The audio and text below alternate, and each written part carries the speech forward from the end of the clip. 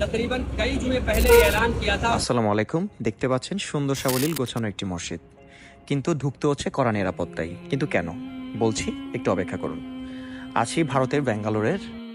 মসজিদ আছে ঠিকই, কিন্তু ঢোকার পারমিশন নেই, কথা বলার অধিকার রয়েছে, মাইক ব্যবহারের অধিকার নেই। আপনার মন চাইলেও আপনি এখানে নামাজ পড়তে পারবেন না, কারণ আপনার এখানে যদি ঢুকতে হয় তাহলে আপনার পার করতে হবে কঠোর নিরাপত্তা বেষ্টনী, যেখানে আপনার নিশ্চিত করতে হবে নানাবিধ তথ্য এবং আপনার ব্যক্তিগত পরিচয়। তারপর তারা আপনাকে ঢোকার জন্য পারমিশন দিবেন।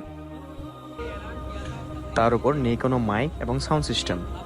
যিনি সম্মানিত খতিব রয়েছেন তিনি বক্তব্য দিচ্ছেন কাঠফাটা রোদে দাঁড়িয়ে, এবং সেই বক্তব্য শুনছেন আগত মুসল্লিরা। কি হৃদয় বিতারক দৃশ্য, আপনি একবার কল্পনা করুন। আর তিনি যে বক্তব্য দিচ্ছেন তা হলো সময় যোগ উপযোগী, সমাজের জন্য উপকারী যে বক্তব্য দেওয়া উচিত, ওই মেম্বরে দাঁড়িয়ে তিনি সেই বক্তব্যটি তুলে ধরেছেন। যেখানে যত প্রতিকূল সমস্যা সেখান থেকেই উঠে আসে যুগের শ্রেষ্ঠ সন্তানেরা।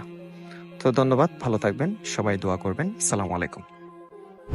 तकरीबन कई जुमे पहले ये ऐलान किया था और तकरीर की थी कि अपनी सेहत को गनीमत जानो, इससे पहले कि आपको बीमारी आकर के जकड़ ले।